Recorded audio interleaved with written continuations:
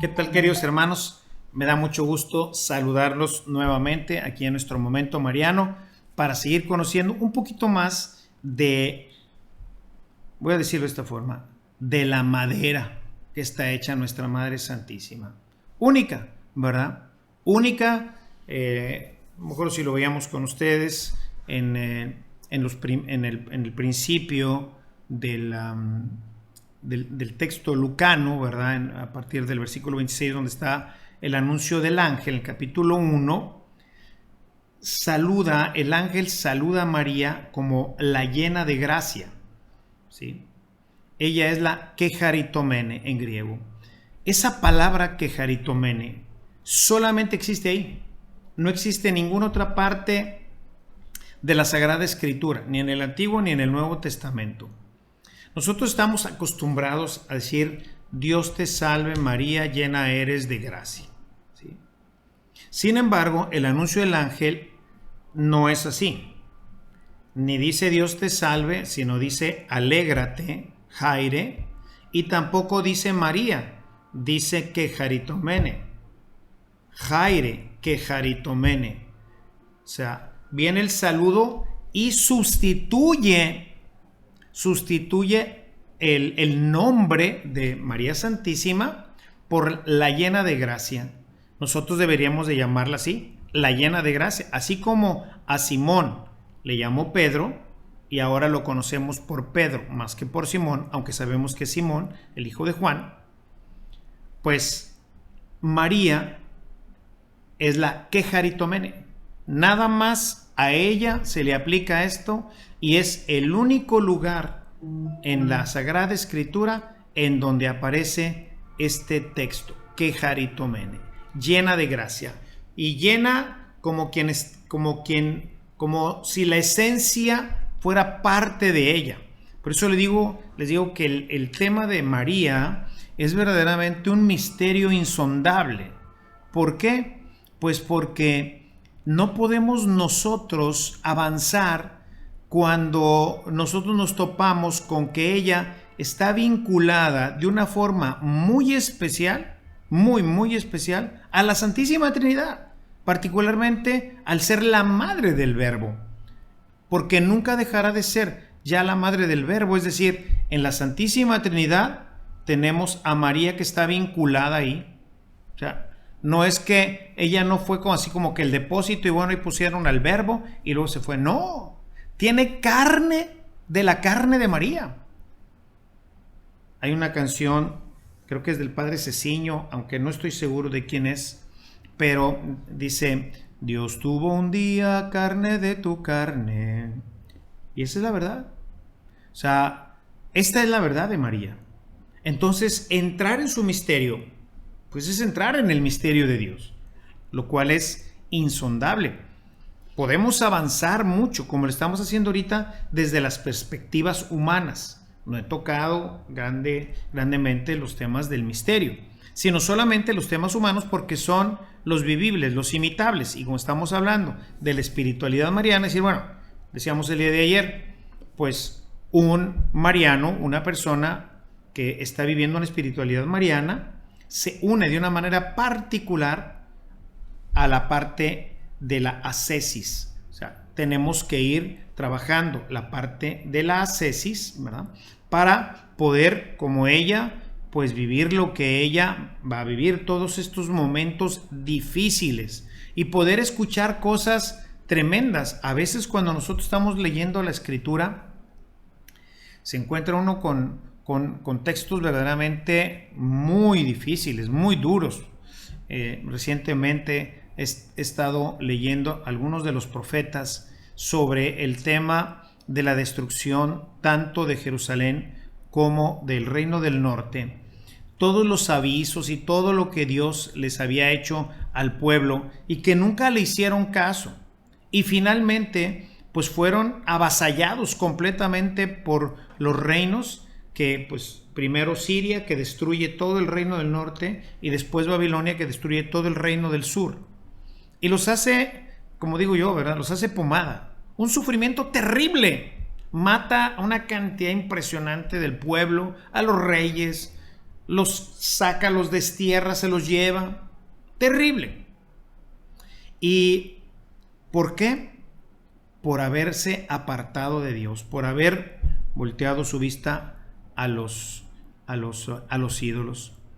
Y a veces cuando leo esto, siento que me lo está diciendo a mí, está diciéndolo de nuestra propia nación. O sea, ¿qué va a pasar con nuestro México? ¿Qué va a pasar con nuestra América Latina? En donde hemos entrado en dinámicas que verdaderamente nos han apartado de Dios. Entonces, las cosas como hoy se ven, al menos en nuestro país, pues realmente tendríamos que pues apropiarnos las palabras de el Señor nos ha dejado en manos de nuestros enemigos, ¿verdad? Pero no porque Él quisiera, sino porque nosotros lo obligamos a hacerlo. Nosotros nos hemos apartado del Señor. Y entonces cuando uno ve esas palabras, pues no puede menos que sentir lo que la Virgen María cuando le dice que todo esto va a ser un signo de contradicción. Estamos entrando y cada vez de una forma será más plena y más perfecta a un proceso de persecución de la Iglesia, interna y externa, ¿verdad? Vean al Santo Padre Francisco cómo es perseguido por sus propios obispos, cardenales, ¿sí? O sea, todo el que se presenta auténticamente como un cristiano va a ser perseguido. Y entonces cuando uno lee estos textos y están referidos a nuestra Madre Santísima, pues uno tiene que saber que así es la vida, ¿no? Que así es la vida de un cristiano. Entonces por eso pues es importante ir leyendo y tratando, como les he venido diciendo, de apropiarnos de ello, ¿verdad? Porque la Sagrada Escritura pues nos va hablando no de lo que fue, sino de lo que sigue siendo. O sea, tenemos que, lo que les digo, se llama hacer una relectura, o sea, leer este texto, pero ahora en nuestras propias vidas. O sea, releemos el texto, como decíamos el día de ayer, de Simeón, y lo releemos, y entonces en ese texto descubrimos para nosotros mismos una serie de enseñanzas que siempre están vigentes, que siempre están activas. El último texto que nos presenta Lucas, en donde podemos seguir viendo algunas de las situaciones de nuestra Madre Santísima que nos pueden ayudar para nuestra espiritualidad mariana, es cuando el niño Jesús pues se pierde, así se llama este texto, se pierde, realmente no se pierde, vamos a ver que no se pierde, él decide quedarse. En el versículo 41 nos dice cómo los papás de Jesús pues acostumbraban ir cada año a las fiestas de Jerusalén, era la fiesta anual. Nuevamente aquí vemos, para empezar, una actitud de María. Ella no estaba obligada a ir, pero pues acompañaba a su marido. Decíamos en una de nuestras catequesis previas, es bien importante, más hoy que nunca, que la mujer siempre ande con su esposo, que se acompañen mutuamente. Las tentaciones están al por mayor. Entonces es bien importante estar siempre juntos, porque uno al otro pues se ayuda, uno al otro se defiende, uno al otro pues le va ayudando a que su vida esté siempre en armonía con el Señor. Entonces no se despeguen el uno del otro.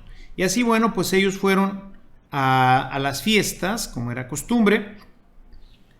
Cuando van de regreso no se dan cuenta de que no va Jesús con ellos. Generalmente, como les he explicado también ya anteriormente, estos viajes, o sea, los viajes se hacían en caravanas.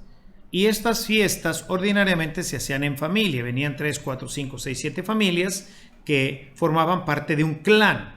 Acuérdense que las pequeñas villas, como seguramente era Nazaret, que era un pueblito tan chiquito que no aparece ni en los mapas del tiempo, entonces eran muchas familias conocidas, por eso se llamaban hermanos, ¿no? Vivían realmente como una familia, ¿no? Y entonces, bueno, pues se vienen este grupo de familias, vienen a la fiesta. Jerusalén en esas épocas se ponía como romería, siempre el templo siempre parecía una romería, o sea, había muchísima gente. Y bueno, pues Jesús tenía ya 12 años. Ellos fueron seguramente a la presentación de Jesús para presentarlo al pueblo y que tomara ya el estatus de ciudadano judío. En esa visita, Jesús se queda en el templo. No es que se perdió. ¿Dónde están mis papás? Si no los encuentro. No. Él se quedó en el templo. Lo va a decir claramente después. Dice: cuando sus padres lo vieron, verso 48, se quedaron maravillados y su madre le dijo: ¿por qué nos has tratado de esta manera? Mira, tu padre y yo te hemos estado buscando llenos de angustia. Y Jesús responde: ¿por qué me buscan? ¿Acaso no saben que era necesario que yo esté en la casa de mi padre? O sea, ahí queda de manifiesto que pues él va teniendo una revelación interna. O sea, él nació como todos los humanos, como diría uno de los grandes filósofos, quam tabula rasa, ¿verdad? O sea, él no sabe nada. Él aprendió a comer, a caminar, a todo. Aprendió a escribir, aprendió a hablar, aprendió a todo, igual que lo hicimos todos nosotros, porque fue un niño como todos nosotros.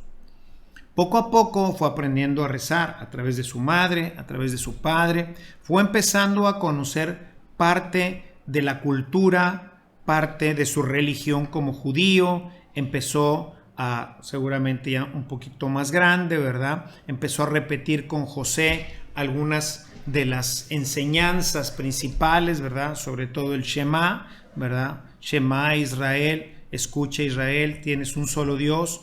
Poco a poco todo esto él lo fue aprendiendo, esto él no lo sabía. Y entonces se va dando una autorrevelación.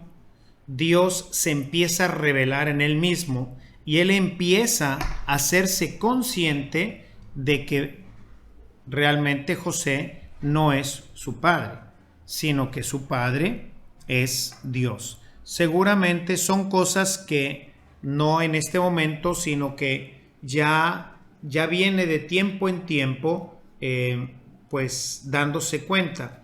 Hay un libro que se llama El niño judío, de Anne Rice, que está buenísimo. O sea, es una, como les he dicho, no son historias noveladas en donde pues esta gente estudia mucho sobre la cultura y presenta pues una historia que se apega a la escritura, pero que pues propone pues una forma en que ésta se realiza.